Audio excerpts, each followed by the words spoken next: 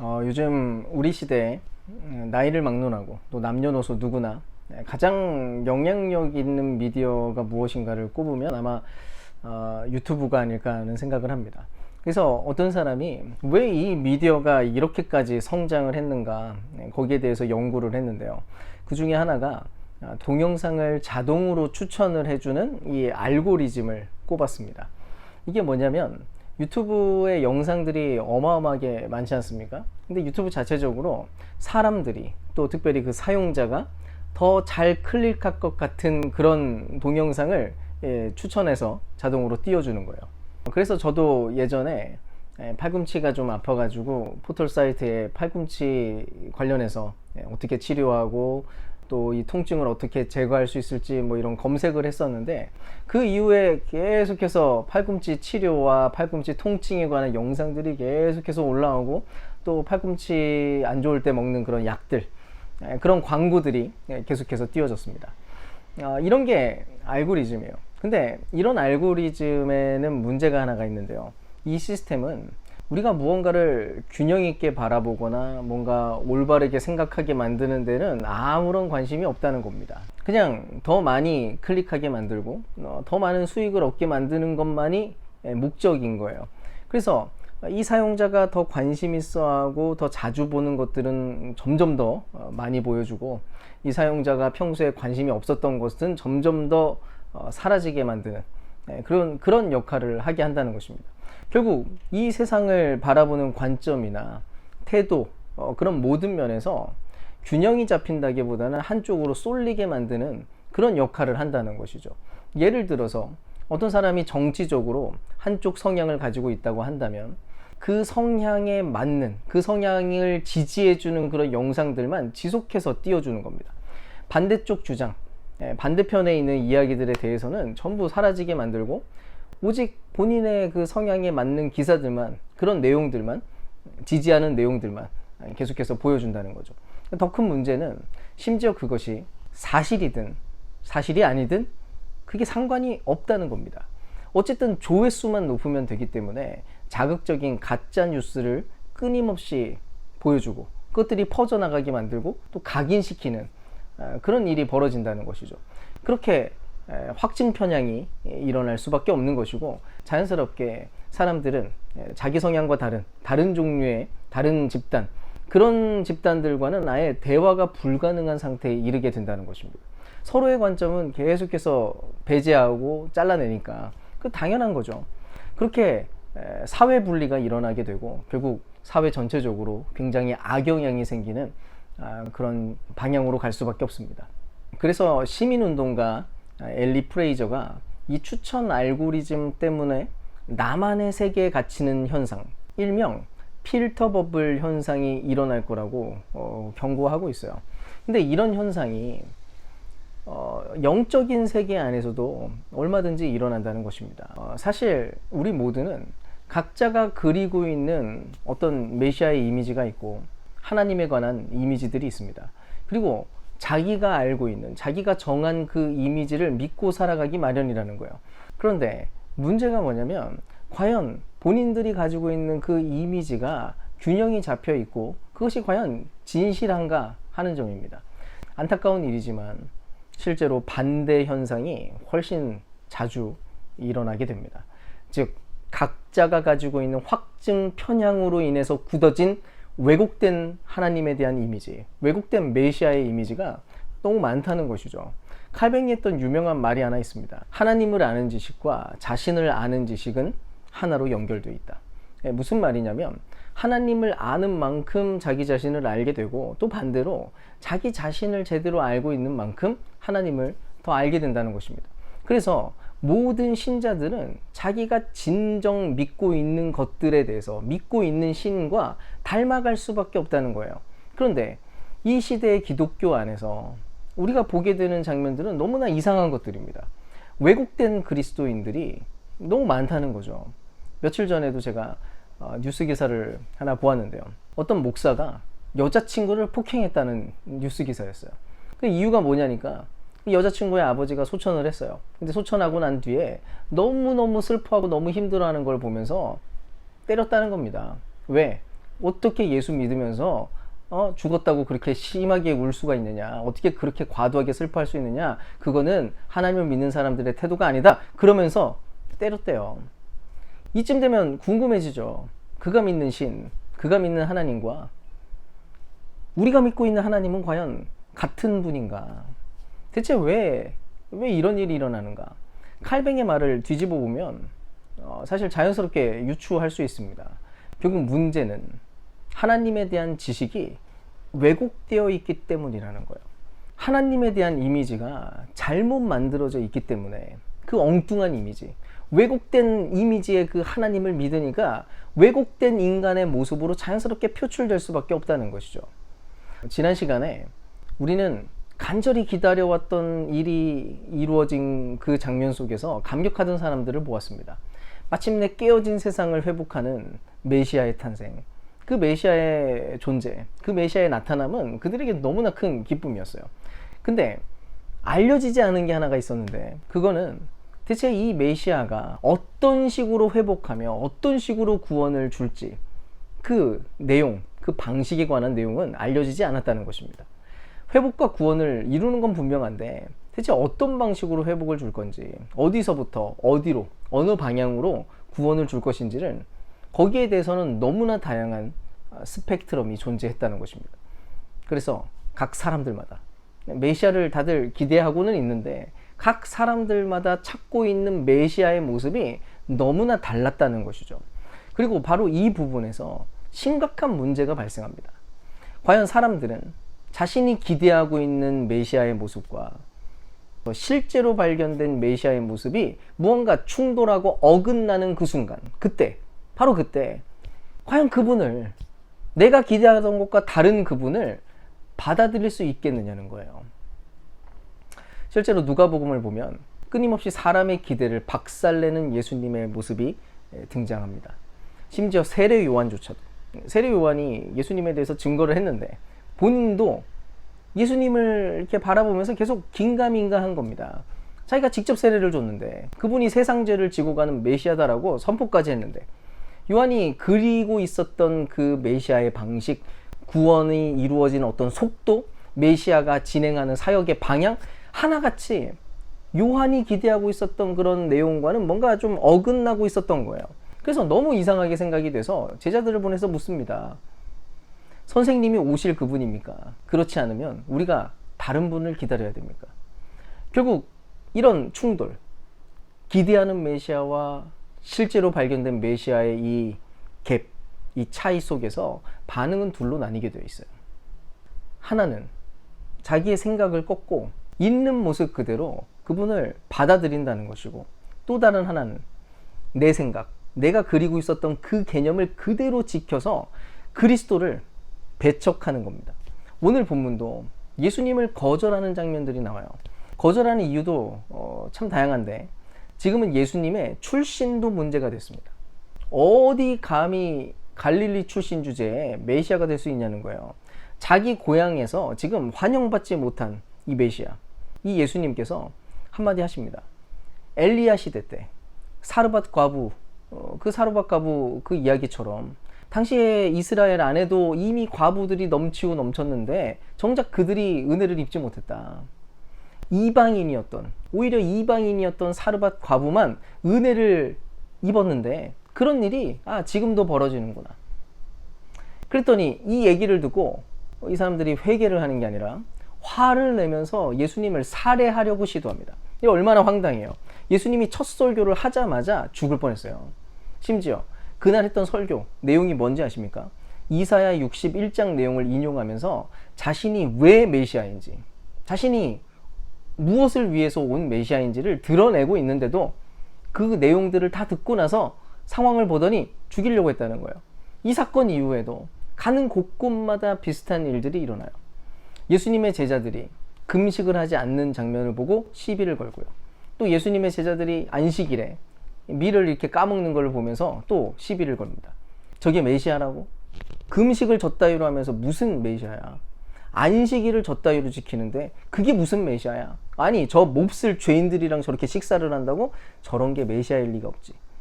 당시 가장 종교적이었던 사람들, 그토록 메시아를 기다려왔던 사람들이 이런 반응을 보였다면 여러분 이제 우리 스스로도 한번 자문해 봐야 됩니다. 우리는 과연 어떤 메시아를 찾고 있는가? 우리 안에서 기대하고 있는, 우리 안에 만들어진 어떤 메시아의 이미지, 그 하나님의 이미지는 과연 무엇이냐는 거예요. 이 부분에서 우리가 솔직해지지 못하면 우리도 똑같은 위험에 빠질 수 있습니다. 일단 가장 흔하게 찾는 메시아의 이미지는 내 사업 파트너로서의 메시아일 겁니다. 이게 뭐냐면 계획은 전부 내가 짜는 거예요. 내가 판을 전부 짜고 쥐고 흔들고 있으면서 하나님은 그냥 내 계획을 서포트해주는 그런 어떤 힘으로 작용하기를 원하는 겁니다. 아마 램프의 진리를 떠올리면 될 거예요. 실제로 이런 메시아를 찾는 사람들은 하나님의 나라, 하나님 나라 이야기를 하면 아마 졸립고 재미없을 겁니다. 왜요? 원하는 건 다른 게 아니에요. 오직 내 이야기, 내 사업, 내 계획, 거기에만 온통 관심이 집중되어 있으니까요. 그거 잘 되게 해주겠다, 그거 어떻게 하면 잘 되게 하는지 가르쳐 주겠다, 이런 거 하면은 눈이 반짝반짝 할 텐데, 그래서 번영과 복을 얻는 법, 하나님의 응답을 받아내는 방법, 뭐 이런 거 이야기하면 아마 잘 들을 거예요. 근데 무슨 약속이니 정의와 평화와 사랑, 이런 이야기들은 못 듣겠다는 거예요. 깨어진 세상을 회복하시겠다라고 하는 그분의 우주적인 계획, 그거는 뭐 주님 알겠습니다, 좋은 얘기 감사합니다, 그거는 다 알겠고요, 그거는 알아서 하시면 될 것 같고요, 일단 내 계획 좀 들어보세요, 이거 좀 해주세요, 이거 좀 어떻게 이루어주세요. 실제로 이런 메시아를 찾는 사람, 이런 하나님을 기대하는 사람은 자연스럽게 기브 앤 테이크 관계를 맺게 됩니다. 우리가 뭔가 하나님께 좀 이렇게 잘하고 열심히 해내면 그분도 뭔가를 해주신다는 것이죠. 그분과 우리 사이의 관계가 거래하는 관계가 되고 맙니다. 하나님의 존재 목적, 그들이 기대하고 있는 하나님의 존재 목적은 그저 내 계획에 이용당하는 존재가 되기를 원하는 그런 내용인 거예요. 그래서 이런 식으로 메시아를 찾는 사람들은 방송에서 기도 따라하고 헌금 보내면 병이 나을 것이라고 기대합니다. 그렇게 방송국에 이용당하는 신자가 되고 마는 거죠. 문제는 이들이 하나님께 충성하는 때는 오직 우리가 원하는 것을 주실 때뿐입니다. 내가 추구하는 가치와 내가 추구하는 행복을 보장할 때에만 충성을 내어주는 거죠. 누가복음을 보면 바로 무리들이 그렇게 합니다. 예수님께서 빵을 주실 때 예수님을 쫓아다녔더니 그분이 병을 고쳐주세요. 그때 열광하면서 쫓아다닙니다. 5장 15절에도 뭐라고 얘기합니까? 그러나 예수의 소문이 더욱더 퍼지니 큰 무리가 그의 말씀도 듣고 또 자기들의 병도 고치고자 하여 모여들었다. 얻어낼 것이 있을 때, 받아낼 것이 있을 때, 그것이 가능해 보일 때 자기의 유익을 위해서 열심히 쫓아다니는 거예요. 그래서 여러 사람들이 제자가 되고 싶어 하기도 했습니다. 근데 결정적인 순간, 기대와 너무나도 다른 어떤 도전, 내 생각을 뒤집어 엎고 내 생각을 깨야만 하는 어떤 도전 앞에서는 고개를 젓고 그냥 떠나버리는 거예요. 그리고 마침내 어느 자리에 섭니까? 예수를 십자가에 못 박으라 외치는 그 자리에 함께 서는 일이 벌어졌습니다. 이런 메시아를 찾는 이들이 과연 자기를 희생하는 자리에 갈 수 있나요? 나의 이익을 추구하는 일에 도움이 되는 어떤 힘으로 하나님을 그리고 있는 사람들이 자기 희생적인 삶을 살 수 있겠느냐는 거예요. 그럴 리가 없습니다. 어떻게든 다른 이들을 짓밟고 유리해지는 고지를 밟는 그런 인간이 되고 말겠죠. 그래서 이토록 왜곡된 메시아를 믿고 사니까, 우리가 아는 그 주님을 믿고 살고 있는 것이 아니니까 이 땅에 이토록 이기적인 자칭 그리스도인들이 발견되고 있는 거 아닙니까? 하지만 우리 예수님 어떻게 했나요? 하나님을 그저 사업 파트너로 이용하라는 그 사탄의 유혹을 모두 거절했습니다. 돌을 떡으로 바꾸라고, 하나님을 개인적인 유익을 위해 쓰라고 유혹했던 그 내용을 거절했죠. 성전 꼭대기에 올라서 뛰어내려라, 그래서 너의 인기를 과시해라, 그 유혹, 다른 이들을 지배하기 위해서 하나님의 명성을 이용하라는 그 유혹, 그 모든 유혹을 그분은 거절했다는 것을 기억해야 된다는 것이죠. 이제 이 시대가 찾는 또 다른 메시아의 이미지는 대중문화 안에서도 반영되고 있는데요. 바로 어벤져스 메시아라고 부를 수 있을 것 같습니다. 어벤져스가 뭐냐면 마블사에서 제작된 헐크나 아이언맨, 캡틴 아메리카 그런 등등의 초능력을 가지고 있는 영웅들 이야기예요. 이 영웅들은 다 나름대로 정의를 수호하고 법과 질서를 지키려고 하는 강력한 수호자들입니다. 그래서 혼란에 빠진 세상을 회복시키고 구원하고 싶어 해요. 근데 그 일을 어떻게 합니까? 주저없이 폭력에 대해 폭력으로 맞서는 그런 영웅입니다. 의로운 동기만 있으면 위기에 처한 이 세상을 괴롭히고 있는 그 악을 제거하기 위해서라면 일말의 가책도 없이 폭력을 써도 괜찮다는 것이죠. 그 폭력을 씁니다. 이 영화를 보는 내내 사람들은 정의로운 폭력에 대해서 기뻐합니다. 아직도 기억나는 현수막이 하나 있어요. 대략 10년 전쯤에 기독교 정당이라는 이름으로 내걸었던 현수막을 봤습니다. 요지는 이거였어요. 하나님의 뜻에 따라서 핵무장을 해야 됩니다 라는 내용이었어요. 핵무장은 하나님의 뜻이다. 우리나라가 핵을 가져야 된다. 핵을 가져야 평화가 찾아온다. 제가 그 기독교 정당이 내건 그 현수막을 보고 그 당시에 얼마나 분통이 터졌는지 모릅니다. 예수님은 자기의 몸을 희생 제물로 내어주셔서 온몸으로 이 땅에 존재하고 있는 폭력을 스스로 감당해 내셨는데 기독교와 하나님의 이름으로 하고 있는 그 이야기가 팍스 로마나의 평화 이야기, 겨우 그 수준, 폭력으로 평화를 만들어내자는 그런 내용을 주장하고 있었기 때문입니다.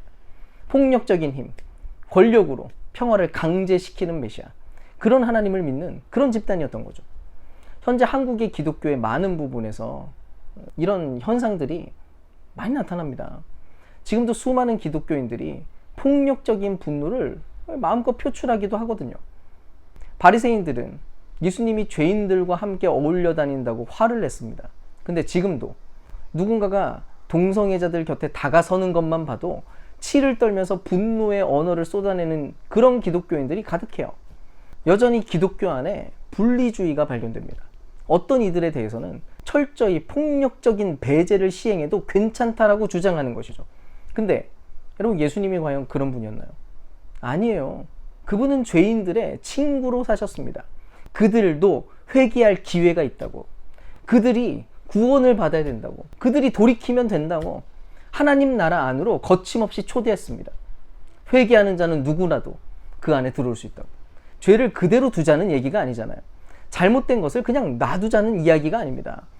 참된 그리스도는 끊임없이 기회를 주시고 또 주고 친구가 되어주시는 바로 그런 분이었다는 것이죠. 우리는 이슬람 사람들도 동성애자들도 그 어떤 죄인도 진정 회개하여 회복되어 가족이 될 수 있다는 사실을 믿습니다. 메시아의 사랑과 은혜는 우리의 생각보다 훨씬 크고 강력하기 때문이죠. 그것을 믿지 못하면 우리는 분리주의자로 살 수밖에 없는 거예요. 그런데 이 시대의 더 큰 문제는 어쩌면 더 이상 메시아를 찾지 않게 되었다는 것인지도 모르겠습니다. 많은 사람들이 하나님이 이 세상에 별로 그렇게 크게 관심이 없다고 여기고 있는 거죠. 하나님도 내 인생에 별로 그렇게 큰 관심이 없으시니까 하나님, 저도 하나님께 관심 끌게요. 서로 적당히 존재만 감지하면서 각자 사생활을 존중합시다. 나중에 천국 가는 것만 보장해 주시고 각자 나름대로 살다가 그날 그때 가서 봅시다. 이거예요. 실제로 말씀도 보지 않고 기도도 하지 않는 그리스도인은 점점 많아지고 있습니다. 분명 교회를 다니기도 하는데 말씀도 안 보고 기도도 안 보는 그런 삶의 방식이 그냥 너무 자연스러워져 버렸다는 것이죠. 특히 코로나를 지나면서는 아예 예배 자체도 드리지 않는 그리스도인이 많아졌습니다. 스스로 그리스도인이라고 인식하면서도 교회도 안 나가고 예배도 안 드리는 거죠. 어렴풋이 절대자가 있긴 있는 것 같아라고 동의를 하기는 하지만 헌신이나 결단이나 각오의 내용 따위는 발견되지 않는 것입니다. 그래서 이들에게 예수님은 사실 메시아가 되지 못합니다. 오히려 메시아처럼 여겨지는 다른 대안들이 주변에 가득한 거죠. 심심함과 지루함에서 구원해주는 유튜브와 넷플릭스, 그게 메시아입니다. 자기 정체감을 고취시켜주는 여러 가지 물건들, 상품들, 명품들이 그게 메시아가 되죠. 근데 하나님이 정말 이 세상과 우리에 관련돼서 무관심한 분이 맞습니까? 그저 이래도 저래도 다 괜찮다라고 말해주는 그런 하나님이십니까? 그럴 리가 없습니다. 그분은 우리를 위해서 낮아지셨고 심지어 섬기는 종으로 우리 한가운데에 거하셨습니다. 그분이 가나 혼인잔치에 참여해서 함께 그 자리에서 기뻐하셨고 배고픔을 느끼기도 하시고 졸기도 하시고 피곤해 하시고 병자를 고칠 뿐만 아니라 나사로의 죽음 앞에서 슬피 우셨던 분입니다. 겟세마네 동산에 올라가서는 피와 땀을 흘리다가 그렇게 처절하게 기도하시다가 마침내 십자가 위에서 죽으신 분이라는 것을 기억해야 돼요. 우리의 하나님, 우리의 메시아는 바로 그런 분입니다. 그렇다면 우리는 대체 어떻게 해야 되는 걸까요? 이미 확인한 것처럼 하나님에 대해서 왜곡된 이미지가 아예 없는 사람은 존재하지 않습니다. 우리는 언제나 주변에 있는 것에 영향을 받기 마련이고 또 우리 안에 있는 왜곡된 내면 상태에 영향을 받을 수밖에 없다는 거예요. 세례 요한마저도 예수님을 보면서 흔들리는 것을 보세요. 우리는 오죽할까요? 그렇게 충돌과 갈등을 겪는 것 자체가 그게 부끄러운 것은 분명 아닙니다. 문제는 우리가 찾는 메시아와 진정한 메시아의 모습이 충돌할 그때 우리가 어떻게 할 거냐는 거예요. 성경은 계속해서 열린 마음으로 메시아를 받아들인 사람들에 대해서 소개를 해줍니다. 아까 그 세례 요한이 던진 질문을 듣고 예수님이 7장 22절, 23절에 이렇게 얘기를 해요. 예수께서 그들에게 이렇게 대답하셨다. 너희가 보고 들은 것을 가서 요한에게 알려라. 눈먼 사람이 다시 보고 다리 저는 사람이 걷고 나병 환자가 깨끗해지고 귀 먹은 사람이 듣고 죽은 사람이 살아나고 가난한 사람이 복음을 듣는다. 나에게 걸려 넘어지지 않는 사람은 복이 있다. 지금 뭐라고 말하세요? 요한아, 이사야서를 보고 내가 하는 일들을 다시 살펴봐라. 어때? 전부 일어나고 있는 일이잖아. 너의 생각으로 판단하지 마. 너의 그 왜곡된 지식만 믿고 있지 마. 여러분, 우리가 일단 인정을 해야 돼요. 부정하고 싶겠지만 어쨌든 우리는 모든 면에서 왜곡된 존재들이라는 것입니다. 성경 공부 많이 했고 신학 공부 꽤 많이 해서 나는 이제 더 이상 왜곡된 지식을 갖고 있지 않다고? 여러분, 절대로 그럴 수 없습니다. 교만하지 마십시오. 우리는 매사에 모든 일에 영향을 받는 연약한 인간들입니다. 끊임없이 우리의 생각과 사고는 왜곡될 가능성을 가지고 있어요. 날마다 새로운 편견이 생기고요. 날마다 쓸데없는 선입관이 만들어집니다. 그게 바로 우리예요. 바로 그 때문에 우리에게는 진실한 지식, 외부에서 들어오는 진실한 지식이 우리에게 필요해요. 왜곡된 생각, 내 안에서 만들어진 그런 지식 말고 외부에서 다가오는 참 지식이 우리에게 필요하다는 것입니다. 그게 무엇인가요? 바로 계시입니다. 하나님이 주시는 말씀, 곧 성경이에요. 우리가 왜 날마다 어제 읽었다고 되는 게 아니라 어제 알았다고 되는 게 아니라 왜 날마다 매 순간순간 그 말씀 앞에 서야 되는가? 왜 우리가 그 말씀 앞에서 언제나 매 순간 겸손한 자세로 서야 되는가? 이 말씀이야말로 왜곡된 우리를 바로 보게 만드는 참된 거울이기 때문입니다. 그래서 우리가 아무리 못해도 매일 10분, 10분, 10분 주님과의 만남을 갖도록 교회가 권면하고 있죠. 어쨌든 성경 앞에서 죽이 되든 밥이 되든 그냥 어쨌든 그 말씀 앞에 서 보는 거예요. 그리고 제가 늘 하는 말이죠. 성경을 읽을 때 낯설게 읽는 거예요. 낯설게. 마치 처음 보는 것처럼. 다시 새로운 마음과 자세로 주의하면서 읽어나가는 겁니다. 내 고집을 가지고 내가 이미 알고 있는 선 지식 가지고 그냥 결론을 쉽게 내려버리지 말고 오히려 말씀에 진지하게 접근해서 마치 처음 보는 말씀처럼 왜 이렇지? 왜 이런 식으로 얘기했지? 왜 이런 일이 일어났지? 모든 것에 진실한 관심을 가지고 솔직한 자세로 대면을 해야 되는 거예요. 그제서야 왜곡된 내 생각이 깨지고 내가 만든 메시아, 왜곡된 그 메시아, 그 하나님의 이미지들이 깨지기 시작합니다. 하나님은 그저 나의 현재 상황에 안주할 수 있도록 보장하시는 그런 분이 아니에요. 그분이 주시는 구원은 그런 게 아닙니다. 오히려 변화된 세계, 완전히 뒤집힌 그 세상을 위해서 오직 그 안에 우리가 있게 만들기 위해서 노심초사하게 만드시는 분입니다. 그렇게 우리의 모든 기반들을 뒤흔드시는 분이라고요. 거기 잘못 써 있다고, 그거 아니라고 우리를 흔들어댑니다. 바로 이 하나님을 믿기를 원한다면 방법은 하나예요. 열린 마음으로, 열린 자세로 그분을 진실하게 받아들이는 것입니다. 그렇게 할 때 비로소 우리는 진정한 메시아를 따르는 사람이 될 수 있는 거예요. 그렇다면 이제 누가복음 4장 18절에서 19절 말씀을 한번 읽어보겠습니다. 주님의 영이 내게 내리셨다. 주님께서 내게 기름을 부으셔서 가난한 사람에게 기쁜 소식을 전하게 하셨다. 주님께서 나를 보내셔서 포로된 사람들에게 해방을 선포하고 눈먼 사람들에게 눈뜸을 선포하고 억눌린 사람들을 풀어주고 주님의 은혜의 해를 선포하게 하셨다. 자, 보세요. 그분은 어떤 메시아입니까? 우리는 참으로 이 메시아를 따르고 있습니까?